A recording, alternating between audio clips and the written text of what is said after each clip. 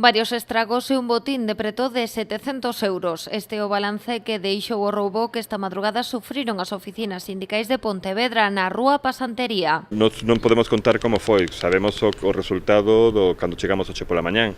Bueno, pois estaban as portas de todo o edificio sindical forzadas, entraron, fixeron algo de daño no que se refire a rebuscar en queixóns e tal, e o que nos atopamos é que levaron o efectivo, o pouco efectivo que hai, como de pago de cuotas de algúns afiliados e o que temos preparado para algúns gastos do día a día. Os ladróns conseguiron entrar nas oficinas da CIGA por unha das fiestras da Secretaría Comarcal. Despois forzaron a porta exterior de acceso ao salón de actos do edificio adxacente, onde están as SES de UGT e Comisións Obreiras. Só buscaban cartos en efectivo e non levaron nin ordenadores portátiles nin tablets. Non é nada máis que o susto, porque sí que o que nos preocupaba é se houvese, se se entrase, se nos revisase, volcasen toda a información dos ordenadores, ou ese sí que sería un dato moito máis preocupante. En canto que cartos e algo material, por sorte se pode repoñer.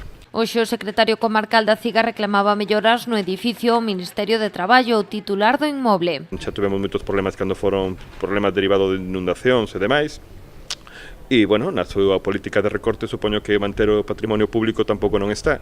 Entón, teremos que seguir insistindo para que o que xa temos denunciado outras veces, como é a simple cuestión de reparación da porta de acceso, que foi por onde entraron o edificio, para que a reparen. Estamos seguros de que vamos a ter que asumir nós as reparacións porque o Ministerio non o vai a facer. A Policía Científica localizou pegadas dactilares nas fiestras da CIGA e xa iniciaron as investigacións para dar cos autores.